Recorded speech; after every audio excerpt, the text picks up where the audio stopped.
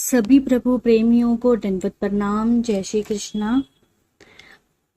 आपके YouTube channel Shri Chakradhar लीला ज्ञान में आप सभी का स्वागत है। आज की लीला है वंशकत्व दोष से बचो। स्वामी की वस्त्र पूजा के लिए कभी आड़े वक्त लखोबाईसा ने 2 आंसू एकाईसा से उधार लिए थे, जिन्हें वह अब लौटा नहीं पाई थी। एकाईसा ने पर्व पर वाराणसी जाने का मन बनाया। बहुत लोग जा रहे थे। खर्च की जब बात आई तो उसे लखू को दिए वह 2 आंसू स्मरण हो आए। देमाइसा को साथ ले वह उन्हें लेने आब गांव जा पहुंची, जहां लखूबाई स्वामी के सेवा दासे में थी। पहुंचकर दोनों ने स्वामी की विधिवत अभ्यर्थना की, विड़ा अर्पण किया, हालचाल सुनाया। एकाईसा ने जड़ दिया कि वाराणसी जा रही है, सो स्वामी से अनुज्ञा लेने आई है। एकांत मिलने पर दूसरे रोज उसने लक्कू से अपने आंसुओं के बारे में जिक्र कर कि वह उन्हें लेने आई है। वाराणसी जाने आने में खर्च करने के लिए चाहिए, जैसे भी वो उन्हें वापस करे। अब वो और ज्यादा रुक नहीं सकती। एकाईसा बड़ी धार्मिक महिला थी, लेकिन थोड़ी अक्कड़ और जिद्दी स्वभाव की। किसी बात पर अड़ जाए तो जिद पूरे किए बिना न रहती।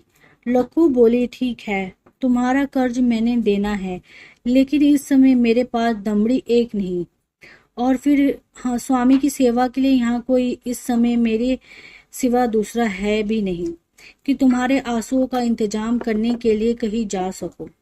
धीरज रखो, जब होंगे चुका दूंगी, इस समय तो नहीं है। लेकिन एकाईसा की वही जिद की, नहीं, मुझे तो अभी ही चाहिए। आंसू नहीं होंगे तो तीर्थ कैसे जा सकूंगी? मेरा तीर्थ चुक जाएगा।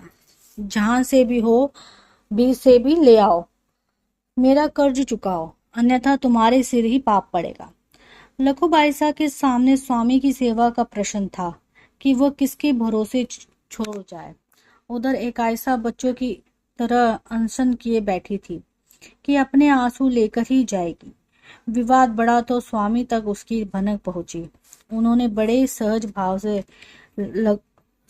समस्या सुलझा दी। वे लखू से बोले, तुम चिंता मत करो, अभी नागदेव को साव खेड़ा भेज यहले भट्ट से तुम्हारे आंसू मंगवा देता हूँ। वह यहाँ से दूर भी नहीं है। अभी क्या गया नागदेव सांझ तक लौट आएगा। पर परस्पर इस तरह झगड़ो मत। लेन देन के मामले बड़ा विवाद प्राय स्थानीय विमर्श पैदा कर छोड़ता है। स्वामी का आदेश पा नागदेव उन्हीं पाव साव खेड़ा चल दिया, जहां उसका मौसेरा भाई येले भट्ट रहता था।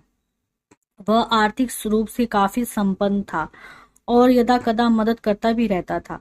वहां पहुंच नागदेव ने इलह भट्ट को बताया कि स्वामी ने खर्च के लिए 2 आंसू मंगवाए हैं। भट्ट स्नान को तैयार में थे तो सुनते ही उन्होंने नागदेव को तिजोरी की चाबी पकड़ा दी कि अंदर जाकर जितनी चाहिए खुद निकाल लो। नागदेव ने उसमें से केवल 2 आंसू उठाए और चाबी वापस पकड़ा उन्हीं पाव वापस लौट पड़े। भोजन तक रुकने के भट्ट के आग्रह पर भी उन्होंने कोई ध्यान नहीं दिया। करीब यह आने जाने का 11 कोस का फासला नागदेव में बिना रुके थके, बिना खाए पिए तय किया। सांझ ढले तब वे स्वामी के पास पहुंचे तो थककर चूर थे। भूख बेहतर उभर आई थी और कंठ प्यास से शुक हो गया था। टांगों में भी जोर न बचा था। एक तरफ से कलेजा मुंह को आ रहा था। आंसू उन्होंने पहुंचते ही लखूबाई को पकड़ा दिए और कुछ मिलने की आशा से रसोई की ओर तकने लगे, जो एकदम वीरान पड़ी थी। एकाईसा ने तीर्थ में साथ ले जाने के लिए सिरोदरी बांध रखी थी, जिसमें 1.5 चपातियां और सूखी भाजी थी। नागदेव की उड़ती दृष्टि उस पोटली पर पड़ी। उस पर उसने मुंह से कहा कुछ नहीं, न अपनी किसी क्रिया से जाहिर होने दिया कि भूख से वह बेहाल हुआ जा रहा है। स्वामी के निकट बैठ सीधे वार्ता में उलझ गया। जब हम किसी मुद्दे को भुलाना चाहते हैं, हमारे निकट फिजूल बातों की बेतहा भीड़ इकट्ठी हो जाती है और हम स्वयं को उसमें जानबूझकर उलझा देते हैं।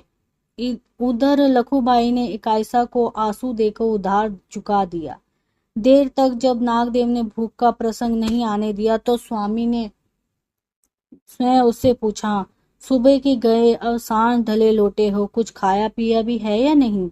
भूख लगाई होगी पर रसोई में तो कुछ नहीं है। उनका लक्ष्य इकाईसा की सिदरोद्री में बंधी रोटियों की पोटली की ओर था, जिसे इकाईसा भी भली भांति समझ रही थी। उसने भी स्वामी की ये बात सुनी और अपनी ओर से कोई प्रतिक्रिया नहीं दी। न सिरोद्री से एकांत चपाती निकाल लेने की उत्सुकता दिखाई, एक कान से सुन दूसरे से निकाल चुप बैठी रही, जैसे वो स्थिति समझ न पा रही हो। 2-3 बार संकेत किए जाने के बावजूद जब एकाईसा हिली डुली नहीं, तब स्वामी ने अपने कृपा दृष्टि से नागदेव को तृप्त कर दिया। वो आनंद में निमग्न हो डोने लगा। भूख का पता नहीं चला कि कहाँ गई। स्वामी से विदा ले जब इकाईसा तीर्थ के लिए निकली तो रास्ते में एक गडरिये ने से छू गई। तब के जमाने में धर्म से जुड़े लोग अछूत का बहुत ध्यान रखते थे। अछूत रास्ता काट जाए तो आचमन परिशुद्धि के बगैर उधर से निकलते नहीं थे। नीचे होने के कारण गडरियों को भी अछूतों में गिना जाता था। फलत इकाईसा को सिरोद्री में बंधी तमाम रोटियां किसी अपरिचित को देनी पड़ गई, क्योंकि वह उसके स्वयं के उपयोगी की नहीं रह गई थी।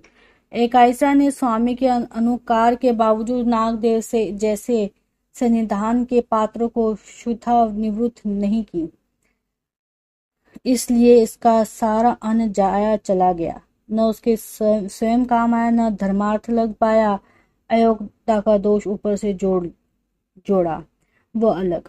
वह चक्रतत्व की बेल यही नहीं रुकती, यह निरंतर आगे बढ़ती चली जाती है और प्राप्ति में बाधा देती है। ईश्वर की खति भी इससे जुड़ती है। इस दोष से हर चंद बचना चाहिए। सभी प्रभु प्रेमियों को दंडवत प्रणाम। जय श्री कृष्ण।